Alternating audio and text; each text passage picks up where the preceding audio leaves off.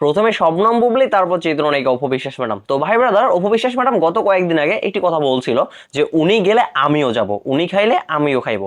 চিত্রনায়িকা অপু বিশ্বাস ম্যাডাম একটা ইন্টারভিউতে গিয়ে এইভাবে বলছিল। অপু বিশ্বাস ম্যাডাম বলছিলেন শবনম বুবলি সাকিবের বাসায় গেলে আমিও যাব, শবনম বুবলি আমার ফ্যান ফলোয়ারদের নামে জিডি করলে আমিও তার ফ্যান ফলোয়ারদের নামে জিডি করব। তো যেহেতু অপু বিশ্বাস ম্যাডাম ডিসিশন নিয়েই ফেলছেন যে শবনম বুবলি গেলে উনিও যাবে, তো শবনম বুবলি ম্যাডাম যেহেতু জিডি করছে, তো অপু বিশ্বাস ম্যাডামও জিডি করছে। তো ভাই ব্রাদার, অপু বিশ্বাস ম্যাডাম যাদের যাদের নামে জিডি করেছে সেই 34 জনের লিস্ট এই মুহূর্তে আছে আমার হাতে। এই লিস্টটি অবশ্য গতকালই চলে আসছে। তো ভাই ব্রাদার, আমি এই লিস্টটি নিয়ে গতকাল কথা বলিনি, এই জন্য এই লিস্টটিতে যেসব পেজ এবং ইউটিউব চ্যানেলের নাম উল্লেখ করা হয়েছে আমি প্রতিটা পেজ এবং ইউটিউব চ্যানেলে গিয়ে তাদের ভিডিও এবং পোস্টগুলো দেখেছি। যে 34টা পেজের নামে চিত্রনায়িকা অপু বিশ্বাস ম্যাডাম জিডি করেছে, এই 34টা পেজে আমি কোনো রিপোর্ট পাইনি। অপু বিশ্বাস ম্যাডাম রিপোর্ট পেতে পারেন, তার কাছে হয়তোবা খারাপ লেগেছে, এই জন্য তিনি এই পেজগুলোর নামে জিডি করেছে। তো এখন কথা হচ্ছে যে 34টা পেজ উল্লেখ করে চিত্রনায়িকা অপু বিশ্বাস ম্যাডাম জিডি করেছে, তারা প্রতিটা ভিডিওতে এবং প্রতিটা পোস্টে রেফারেন্স দিয়ে কথা বলেছে।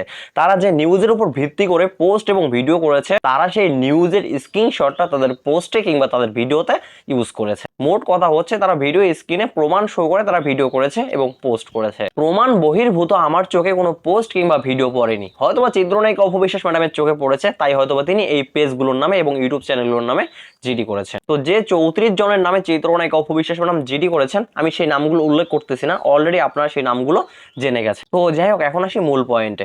আজকে আমরা অপরাধী হয়ে গেছি কেন জানেন? আজকে আমরা সত্য কথা বলতে গিয়ে অপরাধী হয়ে গেছি, সত্যটা তুলে ধরতে গিয়ে অপরাধী হয়ে গেছি। আমি আমার গত এক ভিডিওতে ওই একই কথা বলছিলাম, যাদের যাদের নামে চিত্রনায়িকা অপু বিশ্বাস ম্যাডামের জিডি করার কথা ছিল তাদের নামে কিন্তু চিত্রনায়িকা অপু বিশ্বাস ম্যাডাম জিডি করেননি। আমি বলছি নিউজ পোর্টাল এবং চলচ্চিত্র ইন্ডাস্ট্রি কিছু মানুষজনের কথা, তাদের কথার উপর ভিত্তি করে, তাদের নিউজের উপর ভিত্তি করে আমরা কিন্তু ভিডিও করেছি, আমরা কিন্তু পোস্ট করেছি। তারা যদি নিউজগুলো প্রকাশ না করতো আমরা কিন্তু নিউজগুলো পেতাম না, তারা নিউজগুলো প্রকাশ করেছে বিধায় আমরা নিউজগুলো পেয়েছি। সেই সঙ্গে আমাদের চলচ্চিত্র ইন্ডাস্ট্রি কিছু কিছু আর্টিস্ট ইন্টারভিউতে গিয়ে অপু বিশ্বাস এবং শাকিব খানকে নিয়ে বিভিন্ন রকম আলোচনা এবং সমালোচনা করে, সেই আলোচনা এবং সমালোচনার উপর ভিত্তি করে আমরা কিন্তু কথা বলি, এর বহির্ভূত কোনো কথা বলি না। মোট কথা হচ্ছে শুরুটা যে করেছে তার নামে জিডিটা করা আগে উচিত ছিল, কারণ আমরা তো তার থেকেই নিউজটা পেয়েছি। সে যদি না বলতো আমরা তো নিউজগুলো পেতাম না। আমরা তো অনেক পরের সাবজেক্ট, আমাদের আগে যারা রয়েছে অর্থাৎ নিউজ পোর্টাল কিংবা চলচ্চিত্র ইন্ডাস্ট্রির অভিনেতা অভিনেত্রীরা, তারা আপনাদেরকে নিয়ে যেভাবে সমালোচনা করেছে, তারা আপনাদেরকে নিয়ে যেভাবে নিউজ করেছে, আমরা সেই নিউজের উপর ভিত্তি করে কথা বলেছি, পোস্ট করেছি।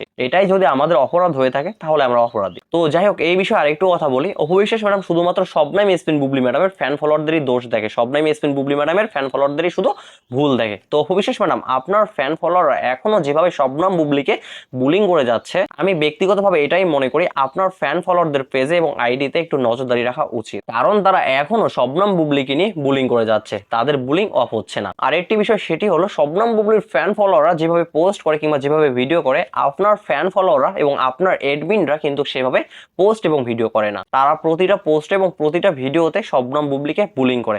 অপু বিশ্বাস ম্যাডামকে আমি রিকোয়েস্ট করবো আপনার ফ্যান ফলোয়ারদের পেজে একটু নজর দেওয়া। তো যাই হোক, এখনো যেহেতু তদন্ত চলতেছে, তো আশা করব তদন্ত শেষ হলে সত্যটা সবার সামনে চলে আসবে। আরেকটি বিষয় সেটি হলো কখনো সত্যকে মিথ্যা দিয়ে ঢাকা যায় না। আপনি একটা সত্যকে ঢাকার জন্য হাজারটা মিথ্যা কথা বললেও এই সত্যটা কিন্তু একদিন বের হয়ে আসবে। তো আমি এই বিষয়টা জানি না যে এইভাবে কতজনের মুখ বন্ধ করা যাবে, কতজনকে এইভাবে থামিয়ে রাখা যাবে। তো যাই হোক ভাই ব্রাদার, অপু বিশ্বাস ম্যাডাম যে 34 জনের লিস্ট থানায় জমা দিয়েছে, তো এই 34 জনকে নিয়ে অনেকেই বিভিন্ন রকম বিভ্রান্তিকর পোস্ট করতেছে। তো এই সমস্ত বিভ্রান্তিকর পোস্টে কেউ বিভ্রান্তি হবেন না, সবাই নিজের উপর বিশ্বাস রাখুন এবং আস্থা রাখুন, যা হবার তাই তো হবে, তাই না? আরেকটা কথা মনে রাখবেন, সত্যর পথে সবসময় আল্লাহ তাআলা আছে। তো ভাই ব্রাদার, ভিডিওটাই পর্যন্ত, আপনাদের মূল্যবান মতামত কমেন্টে বলবেন।